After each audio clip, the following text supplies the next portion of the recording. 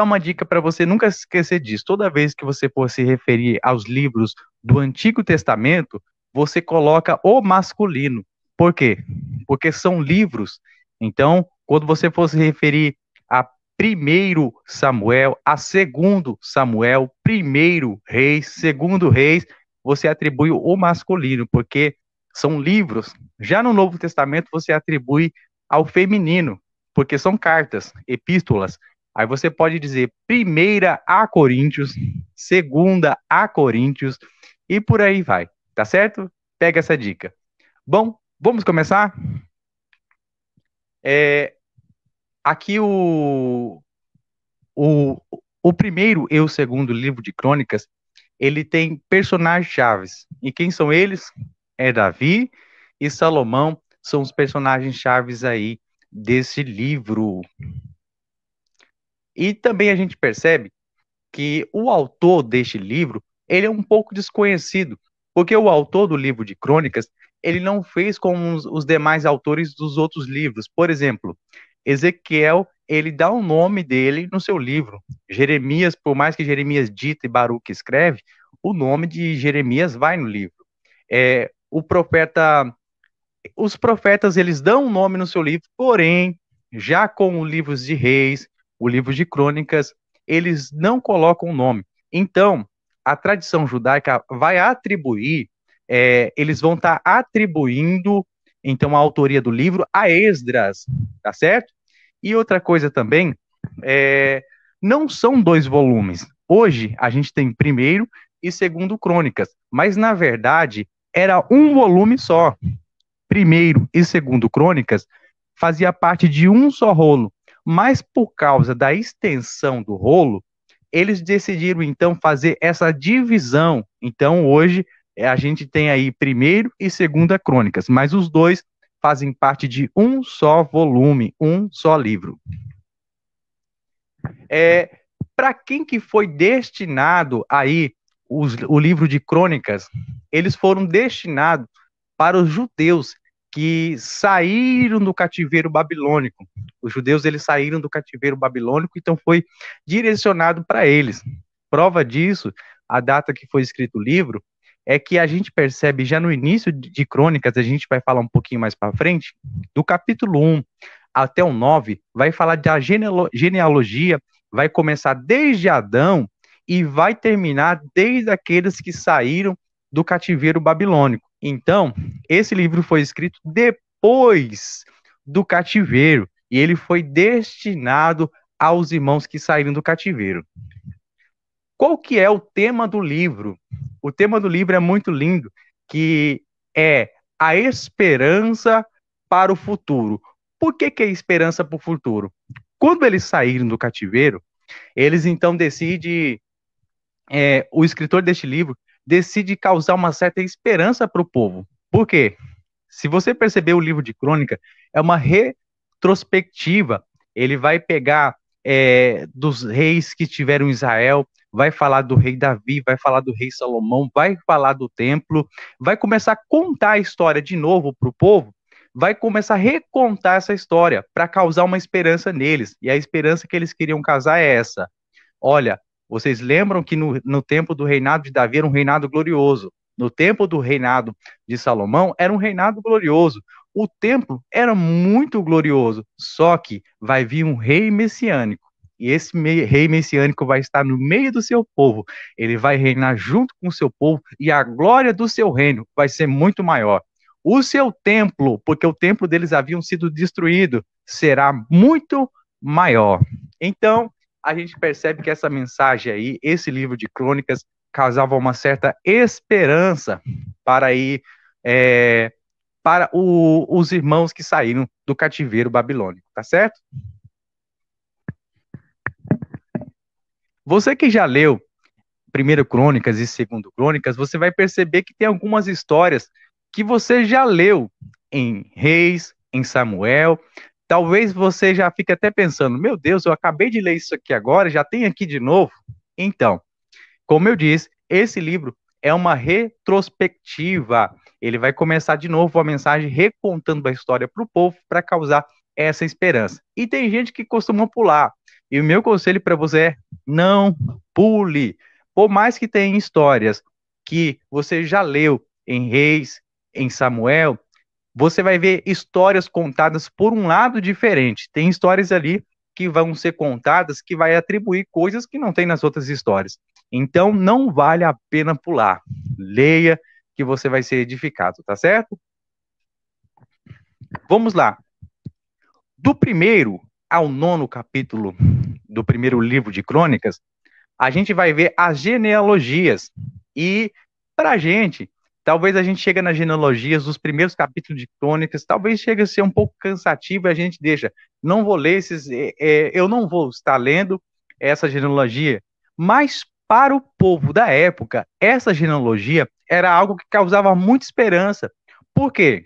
Quando eles liam essa genealogia, isso motivava muito eles, porque a genealogia começa de Adão até aqueles que saíram do cativeiro. Então, o autor ele queria passar para as pessoas, olha, tá vendo desde Adão, desde os bons reis que passaram aqui, desde tudo, todas as pessoas que passaram aqui, Deus nunca perdeu o controle do teu povo.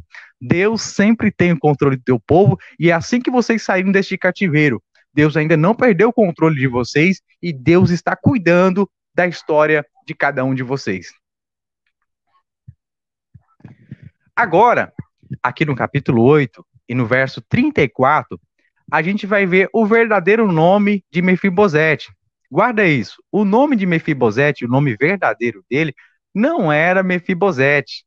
O nome verdadeiro dele era Meribe Baal, como está escrito aqui em 1 Crônicas, capítulo 8, verso 34, e o filho de Jonatas foi Meribe Baal.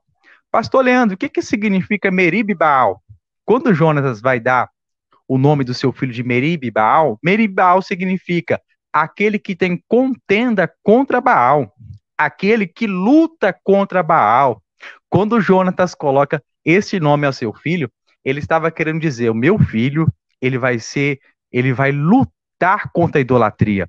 Meu filho, ele vai tirar toda a idolatria da terra. Então a gente percebe que Jonatas coloca esse nome do filho. E o nome Mefibosete? O nome Mefibosete, quem atribui a Meribe Baal é a sociedade. A sociedade que colocou o nome de Mefibosete. Mefibosete significa portador de vergonha. Por quê? Porque ele era da descendência real. Agora está morando em Lodibar. Ele era da descendência real. Agora está morando de favor na casa de Maqui. Ele era alguém da descendência real, mas agora ele não pode nem andar. Está lá em Lodibar. A sociedade colocou esse nome nele e ele aceitou. Prova que ele aceitou, ele mesmo, quando vão lá com carruagens reais para levar ele para o palácio, ele vai dizer assim: eu não valo mais do que um cão morto. Olha só o que ele vai dizer: eu não valo mais do que um cão morto. Um cão vivo, a gente sabe que ele protege a casa, ele pode buscar comida, ele sabe se virar. E um cão morto serve para quê? Um cão morto não serve para nada. Um cão morto não consegue buscar comida, não consegue proteger a casa, não consegue andar, não pode fazer nada. Então a visão que ele tinha dele mesmo era a visão que ele era como se fosse um cão morto por causa ele não podia andar. E eu quero dizer algo, aproveitar isso, dizer algo para alguém. Você talvez está deixando a sociedade colocar um nome em você. A sociedade está colocando o nome de você em você portador de vergonha. E você está aceitando isso e você acaba dizendo: eu sou até pior do que a sociedade está dizendo, eu sou um cão morto. Mas eu quero dizer para você: o Pai te colocou o nome de Meribe Baal. Você foi escolhido para lutar contra a idolatria do povo. Você foi escolhido para ser um revolucionário dentro do povo, tá certo? Então Deus te chamou para fazer a diferença. Deus te chamou para influenciar e não ser influenciado. Agora, no capítulo 10, aqui de 1 Crônicas, a gente percebe aqui a morte de Saul. Saul, ele acaba tirando a sua vida. Ele comete um suicídio. E a gente percebe, por que Deus acaba mostrando essas histórias para a gente? Deus acaba permitindo que a gente venha conhecer essas histórias. É muito simples. Deus colocou essas histórias aqui para a gente aprender com os erros desses personagens. Olha só, Davi, Deus não escondeu o adultério dele. A gente percebe que Pedro negou Jesus, Jesus não escondeu o erro dele. Homens na Bíblia, Deus não vai esconder os erros dele, para que a gente venha aprender com os erros dele. Você pode perceber que a gente é muito mais fácil olhar para o erro do que para o acerto. A gente deveria olhar para o erro pensando, eu não posso cometer esse erro. Então, quando a Bíblia mostra esses erros para a gente, você está cansado de ouvir a diferença do tolo, do sábio e do inteligente. Quem é o tolo? O tolo é aquele que nunca aprende com os seus erros. Ele erra, erra, erra, mas nunca aprende. Quem é o inteligente? O inteligente é aquele que comete um erro e aprende com o seu erro. E quem que é o sábio? O sábio é aquele que aprende com os erros dos outros. Quando você for ler a Bíblia, meu querido, seja sábio, que você venha ler a Bíblia aprendendo com os erros das pessoas. Eles cometeram erros, mas Deus não quer que você cometa. Vamos lá. Do capítulo 13 até o 16, a gente vai ver aqui agora a volta da Arca da Aliança. A Arca da Aliança voltando de volta para o povo. Mas sabe o que é interessante? A Arca da Aliança ficou 20 anos na casa de um homem chamado Abinadab. 20 anos. E esses 20 anos que a arca ficou na casa de Abinadab, era Saul que estava reinando. E sabe o que me preocupa? Esses 20 anos que a arca ficou na casa de Abinadab, Saul não se preocupou de ir buscar. Saul estava reinando, mas estava reinando sem a presença de Deus. Saul ele estava reinando, mas não estava nem ligando para a presença de Deus.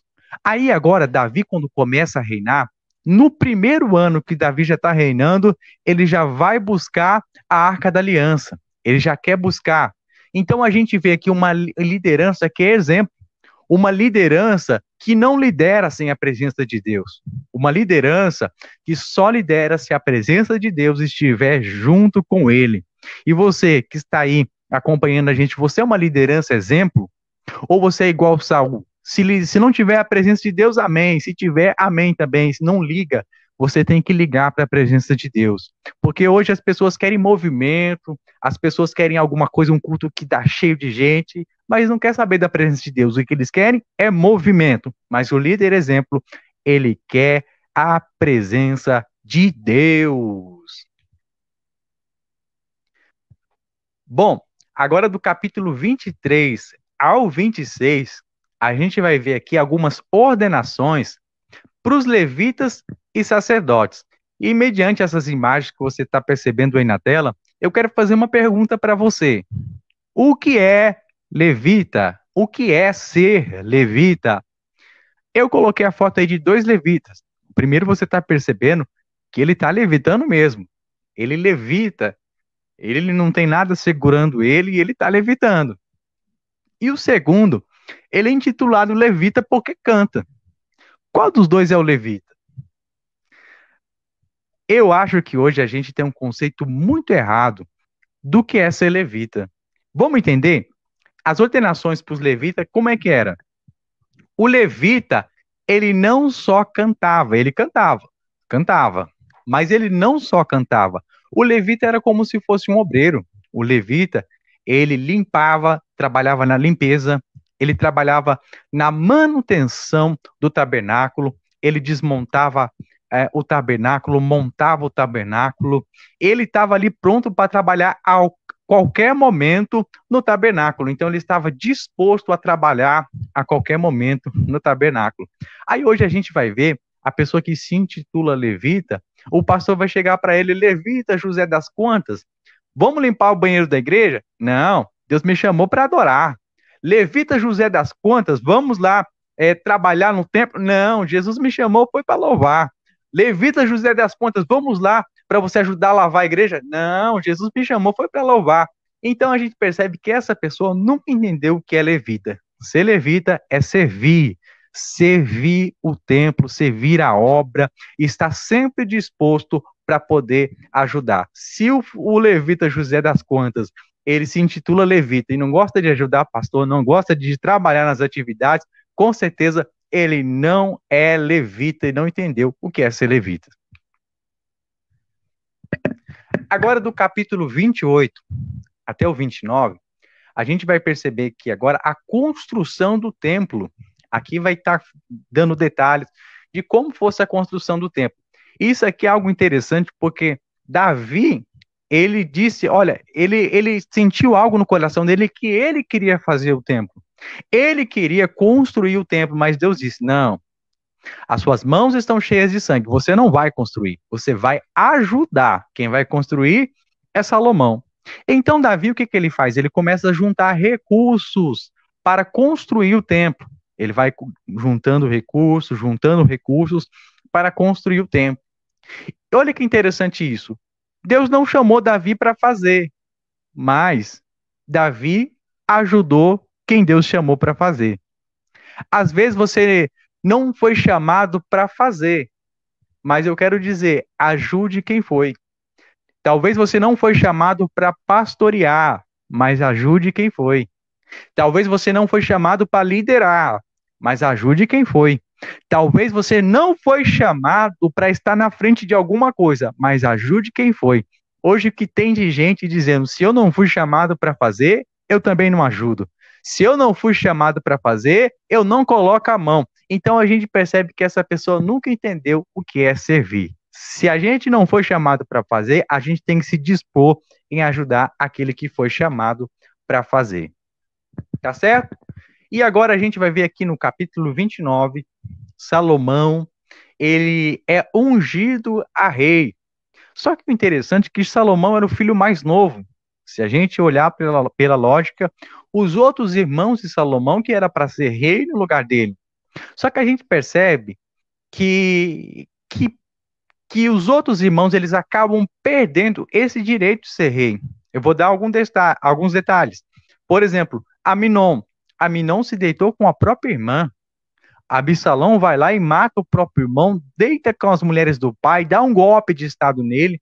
Então a gente viu que aqueles que tinham o legado para continuar o legado de Davi, eles acabaram não desejando isso e acabaram jogando para o ralo a oportunidade que eles tinham. Então talvez tem muita gente aí dizendo, quem tem promessa não morre, eu tenho promessa, vai ser assim. Cuidado, se você não valorizar a promessa que você tem, você pode perceber, talvez você foi chamado para reinar, mas se você não obedecer à palavra de Deus, Deus coloca outro para reinar no seu lugar. Agora a gente vai para o segundo livro de Crônicas. Vamos lá. No capítulo 1, a gente já vê um capítulo muito forte. Salomão, ele pedindo sabedoria para Deus. Ele começa a pedir, então, a sabedoria para Deus. E é algo que chama muita atenção de Deus. Por quê? Ele vai oferecer para Deus um holocausto de 1000 bois. Ele não vai oferecer um holocausto de pouca quantia. Ele não oferece daquilo que está sobrando. Ele oferece tudo que ele tinha. Ele faz um holocausto para Deus de 1000 bois. Faz 1000 altares e oferece mil bois. Isso chamou a atenção de Deus, que quando foi à noite, Deus estava no quarto dele, dizendo para ele, pede o que quiser que eu te dou. Então ele vai dizer, olha, eu quero sabedoria. Deus falou assim, você poderia ter pedido paz, poderia ter pedido os inimigos debaixo dos teus pés, mas pediu sabedoria, então eu vou te dar o que você pediu e além mais do que você pediu. A gente percebe que tem muita gente, quando a gente faz algo para Deus que a gente não fez para ninguém, Deus ele faz algo para a gente que ele ainda não fez por ninguém.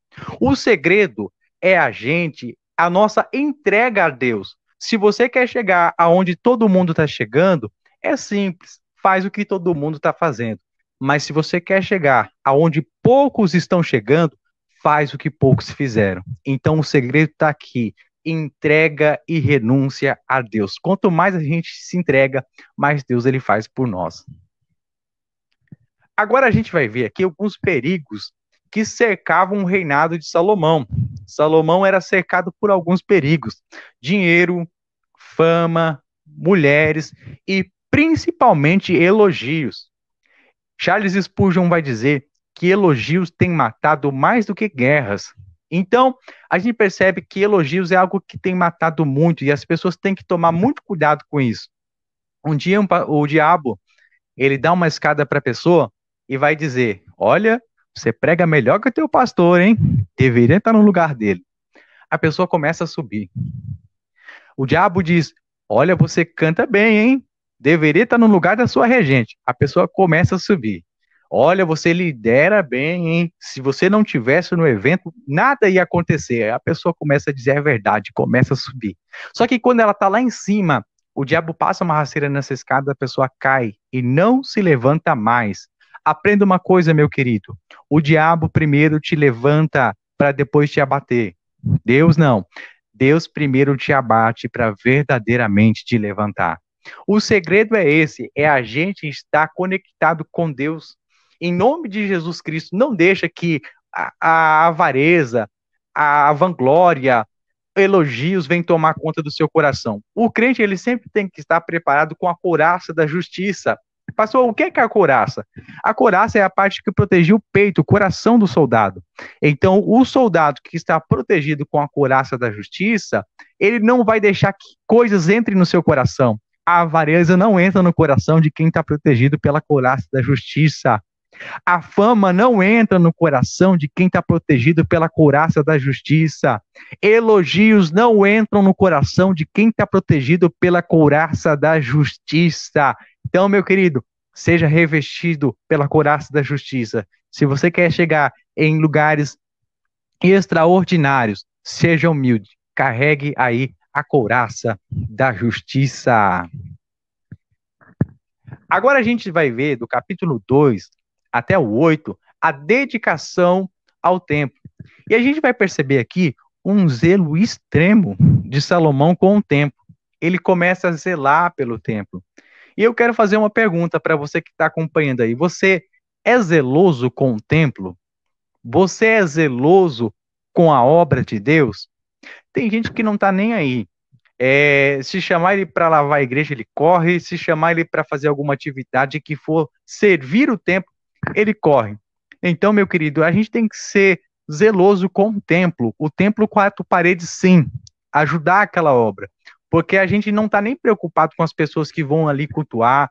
Então, comece a ser zeloso. Deus, ele gosta que você seja zeloso com o templo, zeloso com a obra dele. No capítulo 9, a gente vai perceber aqui a rainha de Sabá.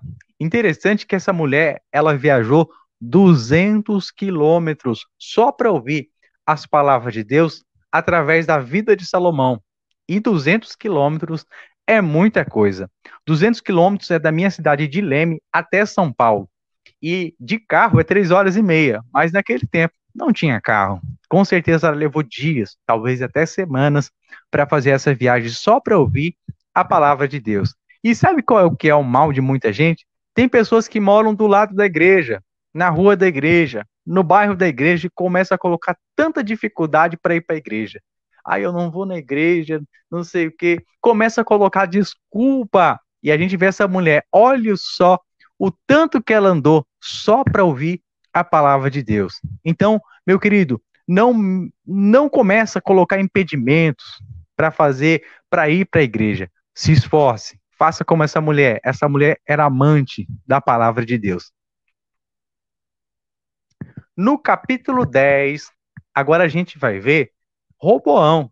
Roboão, depois que Salomão morre, ele assume o reinado e ele comete um erro gravíssimo. Qual que foi o erro que Roboão cometeu?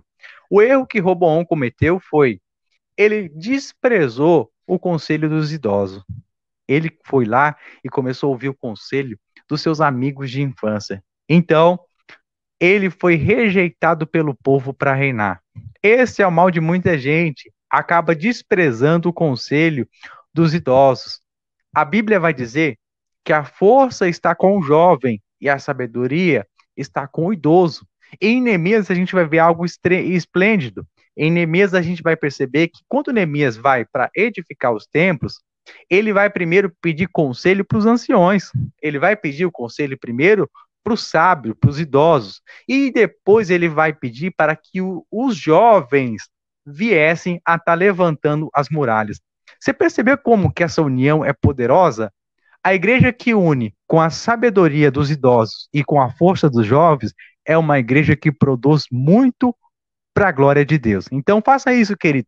Nunca despreze aí o conselho dos idosos, tá certo? Porque os idosos têm muito para ensinar para a gente. Eu já fui algumas vezes visitar asilos e um lugar que você mais aprende do que ensina é asilos. Ali tem pessoas que passaram tanta coisas na vida e estão ali ensinando. Você vai para dar uma palavra para eles, mas eles acabam contando, compartilhando das suas experiências e isso é muito gratificante. Então, seja humilde, pare para escutar os idosos, porque eles contêm sabedoria.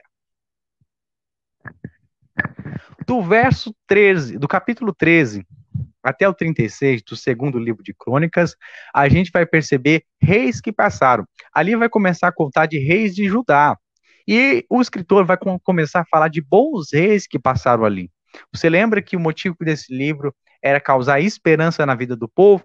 Então ele vai colocar reis bons de Judá que passaram por ali, como Davi, Salomão, rei Josias, que foi um grande reformador, para mostrar para o povo, olha, tivemos bons reis, tivemos reis que cooperaram muito para a obra de Deus. Só que um dia a gente vai ter um rei messiânico, ele vai reinar e vai estar junto conosco. O seu reinado vai ser muito maior do que Davi, muito maior do que Salomão e muito maior do que o reinado de Josias. Então, o motivo do escritor estar fazendo essa recapitulação aí dos reis de Judá é isso, causando que o rei Messias, o rei messiânico, o reinado dele seria muito superior do que esses reis. E a gente vai ver que aqui já no capítulo 36, o povo ele vai ser levado ao cativeiro babilônico. Lembra que eu disse que ele está fazendo uma recapitulação da história do povo da Babilônia? Então eles vão mostrar a história dos reis de Israel e até quando eles são levados para a Babilônia, para eles entender, vocês não fugiram do controle de Deus. Deus ainda tem controle sobre a sua vida.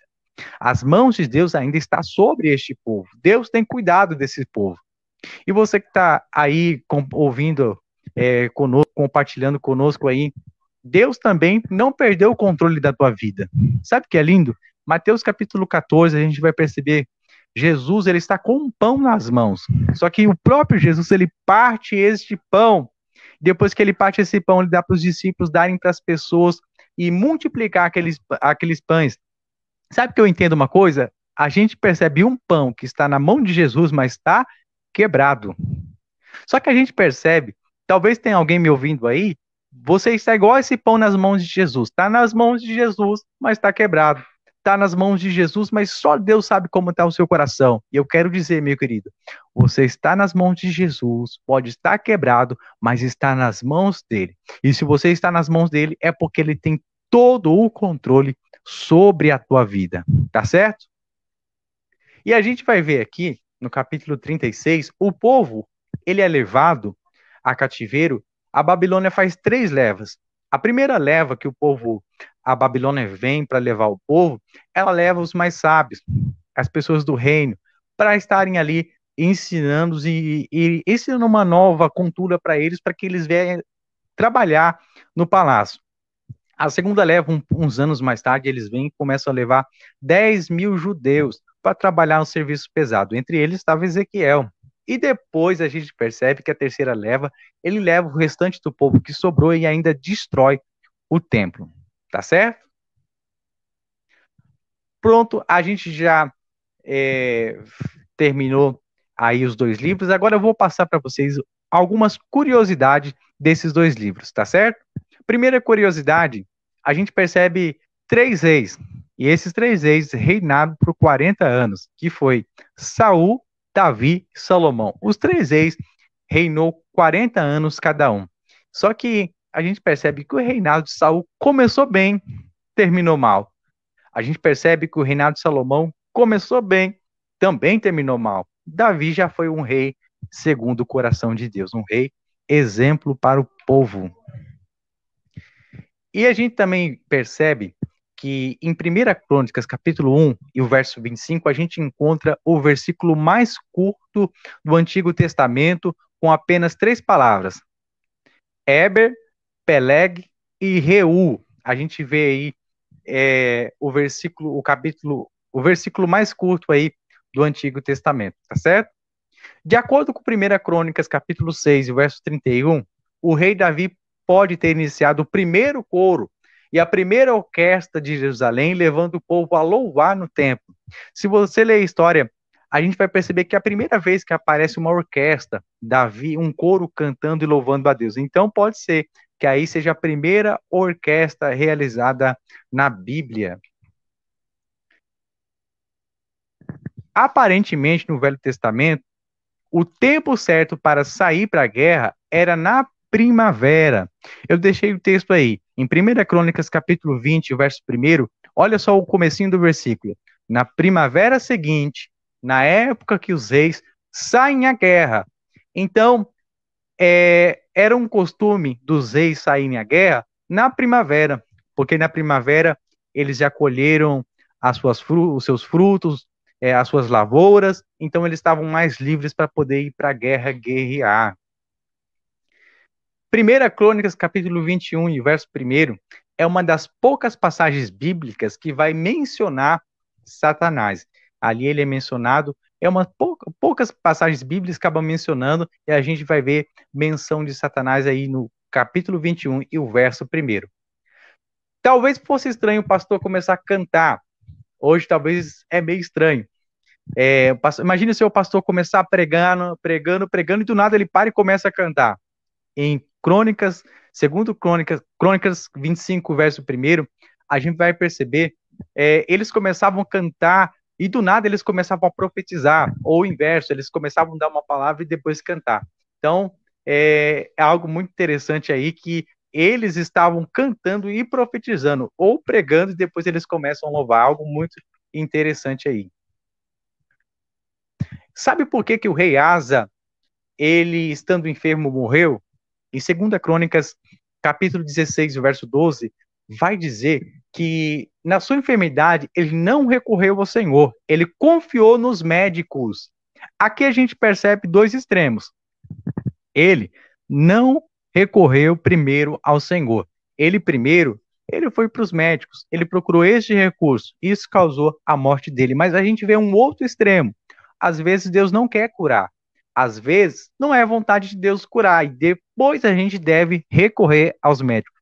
Então, meu querido, quando estiver enfermo, recorra a Deus. Se Deus não quiser fazer, recorra aos médicos. Em Crônicas, capítulo 26, verso 25, a gente vai ver muralhas e de todos os tamanhos. A gente vê que todas as cidades fortificadas, tinham muralhas. E a muralha servia tanto para defesa como ataque. As muralhas, de lá de cima, eles tacavam flechas. Lá de cima, se as pessoas estiveram tentando invadir os portões, eles tacavam óleo quente lá de cima para baixo. E a gente percebe que as muralhas serviam tanto de defesa como ataque. E a gente vê na Bíblia, cidades que tinham muralhas eram cidades temidas. Cidades que tinham muralhas eram cidades que causavam medos nas pessoas, porque era muito difícil tomar posse de uma cidade que existia muralha. Assim como o escritor, concluindo aqui, assim como o escritor de Crônicas, ele vai despertar no povo uma esperança que um rei Messias, um rei messiânico ia reinar naquele povo. A gente também deve despertar isso nas pessoas. Olha só, é lindo esse livro porque vai fazer essa recapitulação, mostrando aí que o rei messiânico, o rei que iria vir, ele era muito maior do que Davi, muito maior do que Salomão, ia reinar junto com o seu povo, e o seu templo ia ser muito mais grandioso do que o templo de Salomão. Então, eu tenho essa esperança, que um dia nós reinaremos junto com este rei. O povo, no tempo de Jesus, eles olhavam talvez para o livro de Crônicas e olhavam para Jesus pensando que ele era um rei que ia se sentar em um trono. Era um rei que ia tomar o lugar lá dos governantes de Roma, dos governantes gregos, ia tomar o lugar deles, se assentar no lugar deles, tomar o lugar de Herodes e reinar ali um reino terreno. Só que o reino de Deus não é terreno. E isso foi difícil para que eles viessem entender. O reino de Deus é um reino no céu. O reino de Deus é algo vindouro e logo nós reinaremos com ele. E pode ter toda certeza, assim como o escritor de Crônicas queria passar a mensagem para o povo que o reino de Deus, esse reinado, esse rei Messias, esse rei messiânico que ia vir, o reinado dele vai ser muito mais glorioso do que de Davi, do que de Salomão, do que de Josias, qualquer outro rei que passou pela face dessa terra. Tá certo? Fica com essa palavra. Deus abençoe a sua vida. Tá certo? Mais uma vez aqui, eu quero estar agradecendo ao segundo conselho do PEG, professor Adriano, a tia Meire. Deus abençoe a vida de vocês. Deus abençoe também a irmã Franciele, certo? A irmã Franciele me ajudou a estar entrando aqui. Deus abençoe também, eu vi por aqui a minha noiva, a irmã Paola. Deus abençoe. Também vi meu professor Marcos Rogério Petrachim. É uma honra ter o senhor aqui conosco, tá certo? Deus abençoe a vida do meu irmão Lauan, ele tá ali assistindo junto com a gente. Deus abençoe a vida de vocês que estão aí acompanhando, tá certo? Vai ficar gravado aqui na página PES de São Paulo essa palestra. Acompanhe desde o primeiro, porque você vai edificar a sua vida, tá certo? Vamos